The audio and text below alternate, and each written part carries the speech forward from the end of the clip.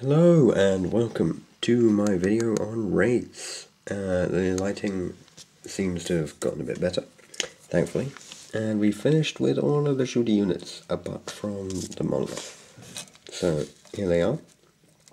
As you can see, the one on the right has been done with a red bit affecting his face. I thought it was quite interesting, and I decided to give all of my Wraiths red eyes, and that's done with scab red. And the weapons, instead of green tubing, I went for the red tubing as well. And I also put some details on the tail with the end bits and the majority of the body done in bolt gun metal, and that red bit done in scab red.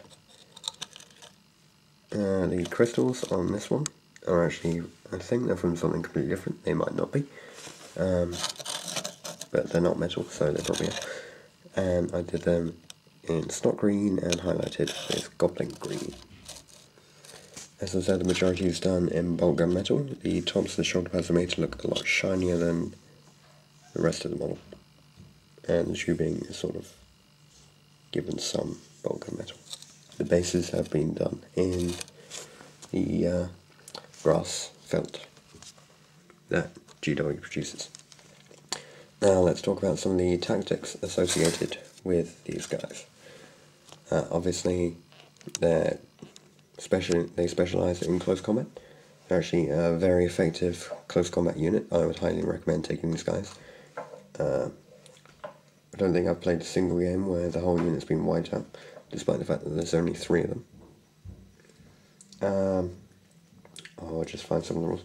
They have a weapon skill of 4, so that's alright. It's not the best weapon skill, but they don't really need it because of the rest of the stat line. BS of 4, doesn't really matter about that. They could probably drop that load, put out the weapon skill. They have a strength of 6. This is incredibly useful in close combat, because they don't have any power weapons, but they because they have a strength of 6 and they get 3 attacks 4 if you're charging. That's going to give them a lot of hits. That's going to give 12 per unit. I know it's not as many as flayed ones, but you're also getting the an initiative of 6 with these guys, which is a lot higher than anything else in the Necron codex. In fact, there isn't anything with a higher initiative in the Necron codex than these 3 guys here. They have an arm save of 3+, leadership of 10, somehow they're not fearless, despite being immortal robots that can shift in and out of reality. Because these guys can shift in and out of reality, which means that they have a 3+ invulnerable save, and when they are attacking models in or behind cover, they count as having frag grenades. It also means they have some other special rules about them, such as Wraith Flight, which means they can move as a jet bike.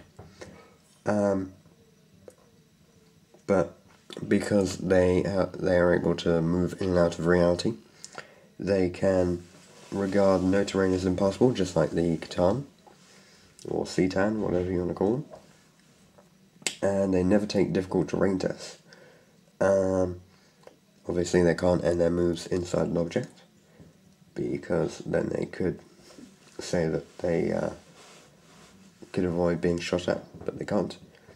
And they cannot move through enemy models or vehicles, but that's still incredibly useful.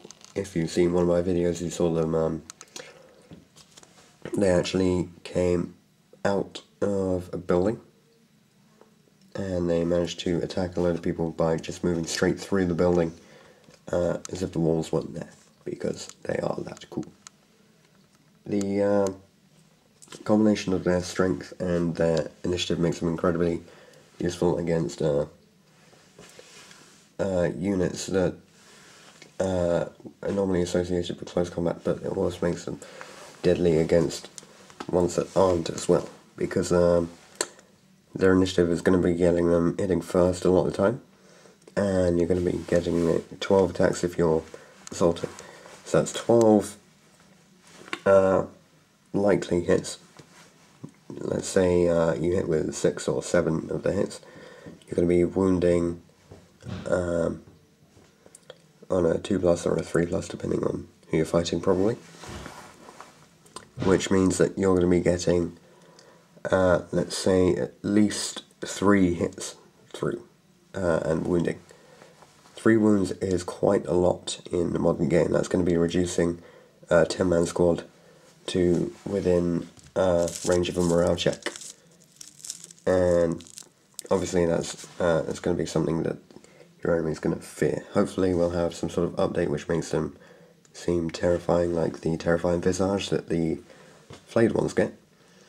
But we'll see what happens when the Necron codex is updated.